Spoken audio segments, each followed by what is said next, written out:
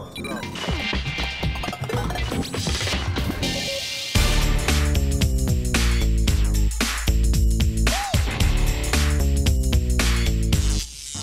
and welcome to Uni Life, for all you ever needed to know about being a uni student.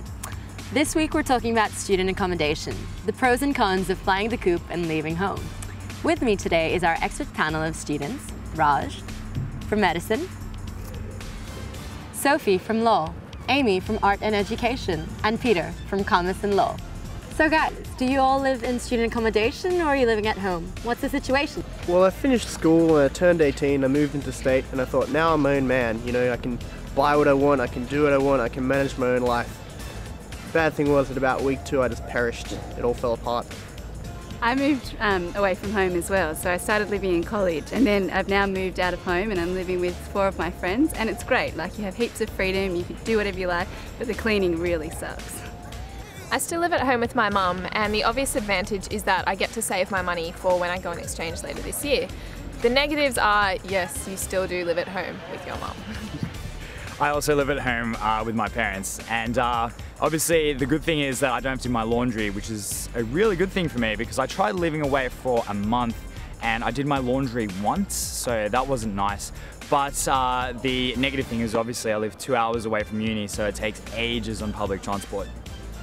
So guys, for those of you living on student accommodation or just at home, what's it like? Do you have any nightmare stories or any flatmates from hell? I have a great flatmate, you know, he helps out with the cooking and the cleaning and the washing up, but I don't see him much. He's addicted to online TV shows, so he's probably watching those for about 13 hours a day, and he has about 30 minutes of, you know, other time before he gets to sleep.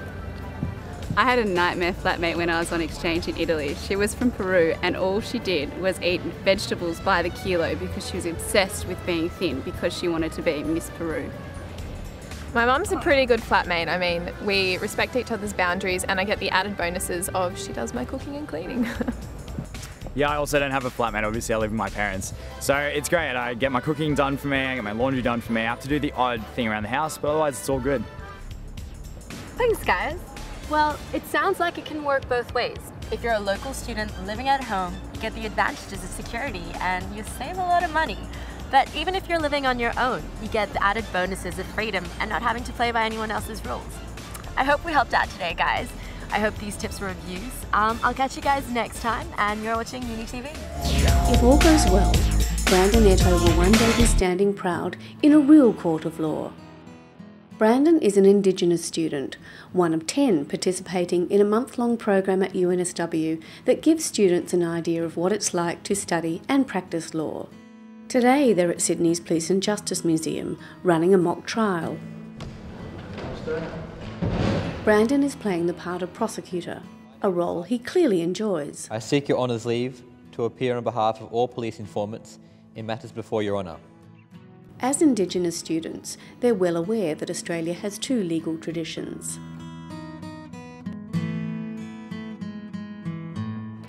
This program will prepare them for modern legal practice, a system Brandon literally grew up with. My dad was the one-man police officer there, and so really our house was the police station as well. So basically I was for a time raised in the police station and I really loved it. It's one thing to grow up with the law, however, and another thing to study it. The program is genuinely rigorous. Probably about half a dozen different tasks that we ask them to complete for formal assessment over the 4-week period. In that time, that gives them the opportunity to experience pretty well all the different forms of assessment they can expect to encounter during the early years of the Bachelor of Laws program. Law encompasses all facets of life, including business. UBS is one of the world's leading financial firms and a sponsor of UNSW's Nirrigili Indigenous programs. Well, Nirrigili we partner with to really provide an opportunity for students to see firsthand, I suppose, what university life is like and to get an experience before enrolment, really what possibilities and opportunities there are for them in their careers. Brandon has his heart set on criminal law, a path he's exploring on a trip to the public defenders. They're fantastic kids, they've got amazing potential, and it'll be great to have people of their calibre in the profession. The profession needs diversity. I think it's important to realise that you don't have to come from a privileged background, you have to believe in justice. The cut and thrust of life in the justice system becomes evident at the Bar Association. I was shaking as I said it, and we all get nervous. Afterwards, I had the biggest buzz. And it was the biggest buzz I could ever have, and I still get a buzz thinking about it now. And to me, that conflict between being so nervous you can't hold your paper without shaking, and then the buzz you get afterwards of thinking, that went really well, that was fantastic. That to me is being a barrister, and you don't get that pushing papers around the solicitor's office. The students are now a step closer towards leading the life they have learned so much about. Graduation day has arrived, and a month of hard slog is about to come to an end. It's an emotional high for the group, but there are more hurdles to jump yet before they can truly call themselves UNSW law students. Well, this is one of the final interviews to really pretty much assess whether or not we're eligible, or I'm eligible, to study law next year. So it's pretty nerve-wracking. There's a lot of important people in there. I'm feeling pretty nervous. By day's end, Brandon will know his fate. Basically, we just need more Indigenous people, not just in law, but in many aspects of society, rather than being represented as disadvantaged all the time. And really, that's one of the driving forces for me, to help out those Indigenous brothers and sisters who need that support, who need that advice, and maybe cannot get to it due to socio-economics or the like, and that's a really strong thing for me.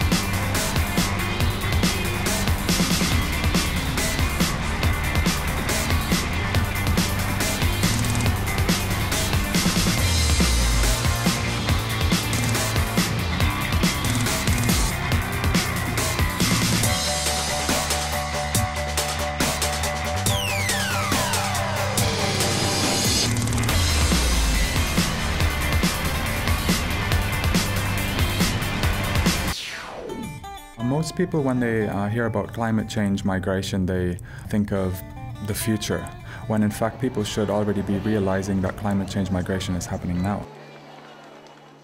Recently I went to Bolivia to study how water stress is beginning to impact on human migration. We went to the south of Bolivia, called the Chaco, which has been suffering from a severe drought for the last several years, in fact. We found that the drought is very much implicated as a factor in causing people to migrate. Because of the microclimate being different in different places, some communities, maybe 50% of the people had left, and we could see that demonstrated through a lot of empty houses, abandoned houses, where there was just a little bit of wire, keeping the door shut. They didn't even have a lock. It was just a bit of cloth or a wire. I mean, people had left quickly because they were so desperate. El terreno se ve bien que no puede dar casi nada, y está la parte tierra más dura, por esta parte es que no da casi nada la producción. Deforestation leads to climate change as well, in that it impacts the microclimate.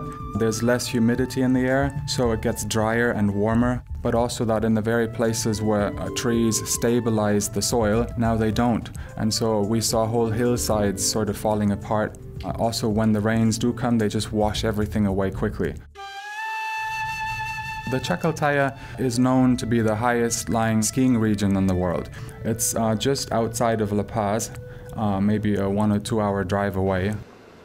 Basically, the whole glacier melted away a few years ago, so there's no more skiing there. En este momento, como pueden comprobar ustedes, estamos visitando la pista de esquí más alta del mundo, considerada hasta hace unos 20 años atrás. In the recent years, people have become concerned about the future of La Paz, because with all the glaciers melting in the Andes, the water supply of cities like La Paz is very much in question. So people have raised this as a possibility. What's the future of La Paz going to be like if water supplies are threatened? And so this has been featured in the media, left, right, and center. And at the same time, people are still flocking to La Paz. So each year it grows, and going there and driving around, seeing a lot of this ramshackle construction work springing up, you can really tell that the city is growing by leaps and bounds. Unless the city itself takes some measures to manage its water supplies into the future, it will face some significant water stress. There are a number of hotspots where climate change migration will play out, and is actually beginning to play out already. One being the small island states, very low-lying, susceptible to sea level rise. Water-stressed regions such as I went to survey in Bolivia. Then you have coastal megacities, very much under threat as well. And then deltaic regions such as Bangladesh, Mekong, Irrawaddy Delta, even the Nile Delta being hugely at risk because of huge populations living together. There's a growing awareness in the development community that disasters destroy development, preparedness protects progress. So same with migration. If you can anticipate what's likely to happen, prepare for it and expect it to happen and be ready with it, for it to face it with certain measures in place, it's much preferred. Reforestation initiatives, large scale, could bring humidity back into a lot of the really dry areas. Another thing that was mentioned, rain harvesting, would be very successful because oftentimes when it rains, it pours. I happened upon one really elaborate rain catchment system where they had this big gym with this huge roof, and it was catching all the rain and collecting it in a huge tank, and the whole community was benefiting. So to retrofit a lot of these outdoor gyms would be a fairly simple and straightforward way to catch the rain during those dry times. Are people being trained to anticipate and expect city life? A lot of people in the communities have absolutely no idea what city life is. They have dreams and illusions about what the city will offer, but totally unrealistic. And so they're just ill-prepared to face a lot of realities in the cities. So there's a lot of advocacy work that could be done in that area to prepare people for what to expect.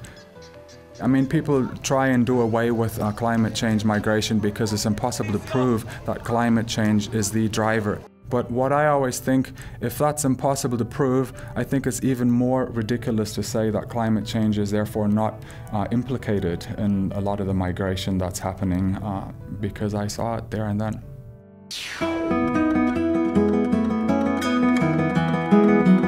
E.O. Myers, it's the most mispronounced name on the campus, I think. I.O. Myers, 10 Myers, no, E.O., classical Greek Christian name.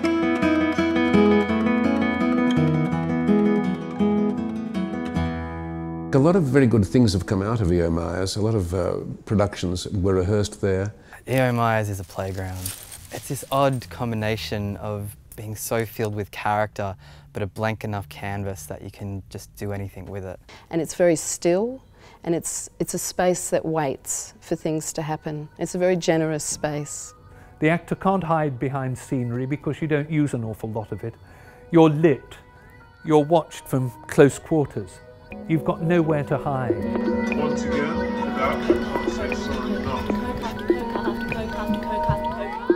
My full association with E.O. Myers came in 1990 when I founded the Bell Shakespeare Company, and we rehearsed our first 2 productions in E.O. Myers, Hamlet and Merchant of Venice, and we found it a fantastic space to work in.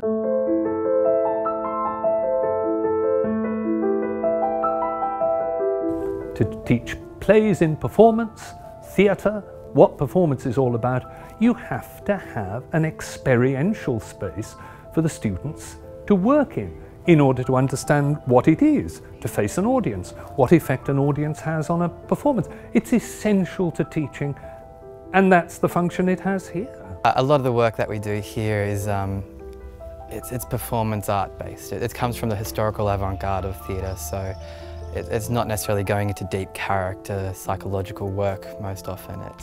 It comes out of trying to find, I guess, an aesthetic for these productions which the students can fill with their own ideas. I was surprised how very much it wasn't kind of a secluded, isolated university sort of environment, or this EMI's unit had such strong links to performance space and critical path and Pact Theatre or even the Griffin. There was a lot of professional practice, and practicing artists were entwined with EMIs, so that somehow gave it this energy that is wonderful. It gives you great freedom. There's always someone here willing to say yes or try to make something happen. It's just amazing that it's in an institutional environment. I think that's really important, that performance spaces are used as teaching spaces. It's not just theory, they are actually working in the space, and that it's open to all comers.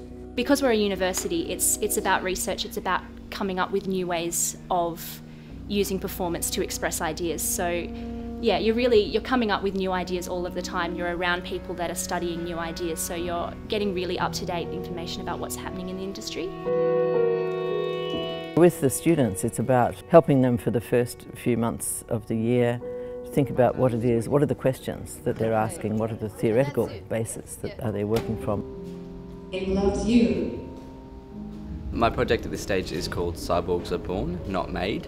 It's the outcome of a whole bunch of research I've done into new media arts and the presence of new media technologies in live performance and theatre and how that's kind of changing. A few more contemporary things that I've seen. Thank you for coming.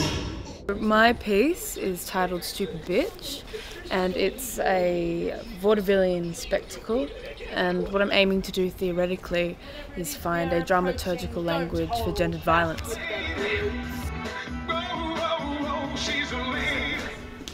Through performance, I kind of explore all of the different significances and qualities and ramifications of this word consume and what it does to the people in the culture. So these almost they're not shows, but they're showings. So all that kind of research we've done on a theoretical level and a practical level hopefully comes together, and this event is our way of taking a next step into this field. Please be gentle with that.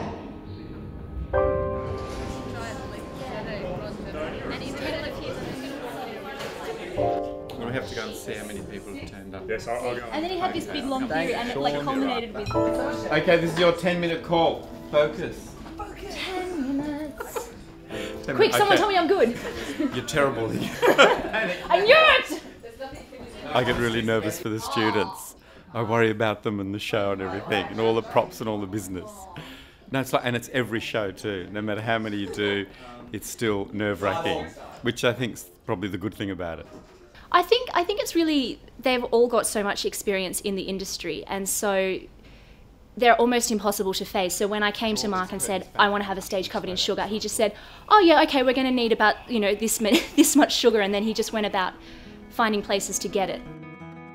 It's important that students, they don't have to be actors to work in here. They don't have to be, you know, Kate Blanchett, but they have to be simply prepared to put themselves in the sort of position an actor finds him or herself in, facing an audience and delivering some sort of role, playing some sort of part, to know what acting entails, and to sit there and watch their fellow students, to know what an audience can do and how it affects performance. And that's what you do here. That's what this enables you to do, rather marvellously in my view.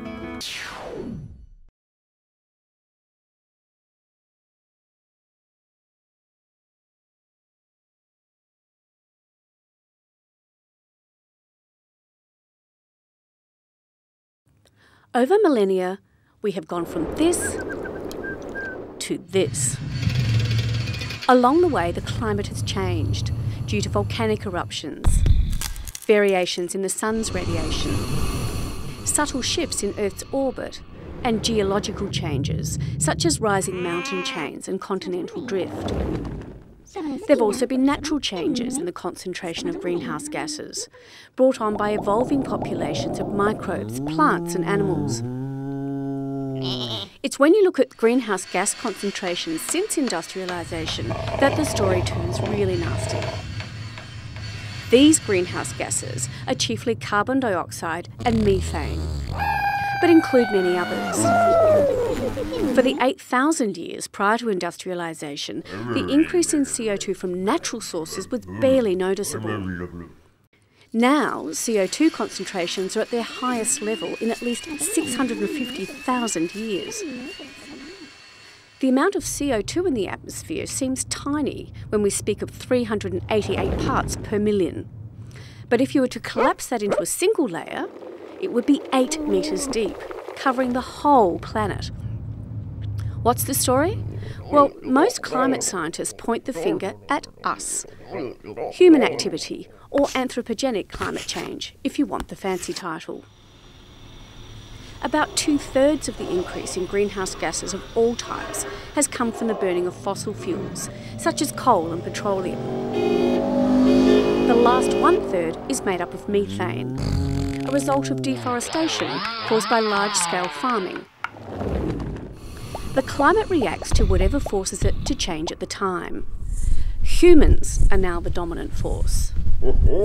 This was recognised in 1855 by a Native American chief, who said, "Humankind has not woven the web of life. We are but one thread within it. Whatever we do to the web, we do to ourselves."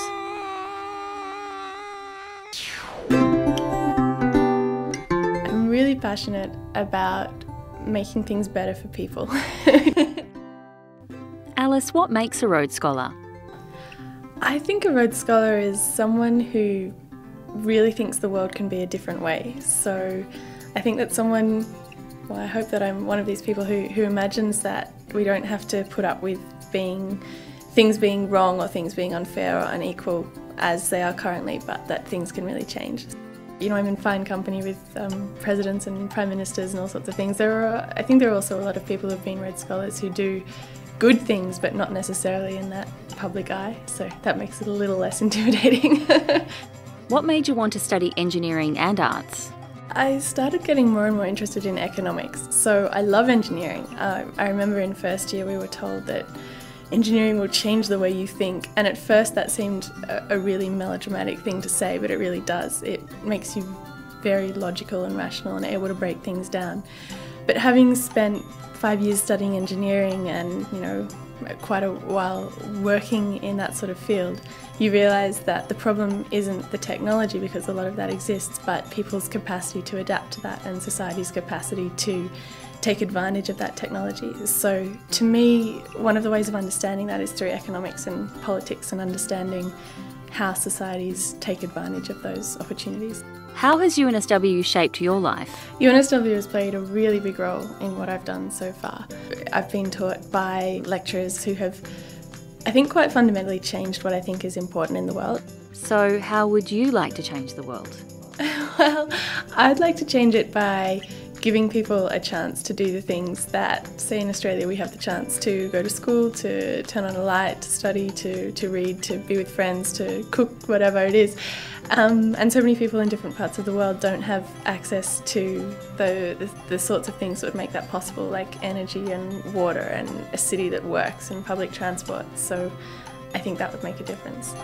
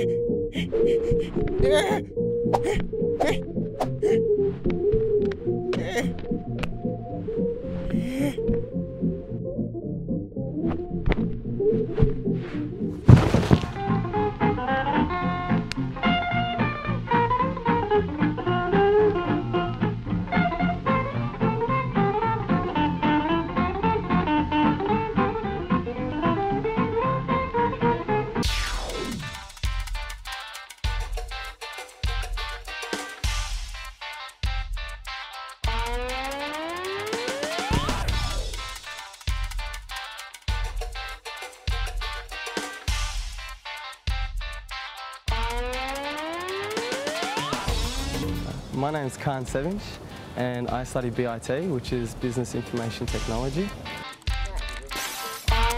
Information systems is about using technology out there to operate businesses at their optimum level. UNSW is reputable for being among the best universities in Australia, and the School of Information Systems Technology and Management have a lot of research that they publish, both within Australia and worldwide, and for that reason I chose UNSW to pursue my degree. I saw it as an opportunity to increase my knowledge in the area and get a career in IT.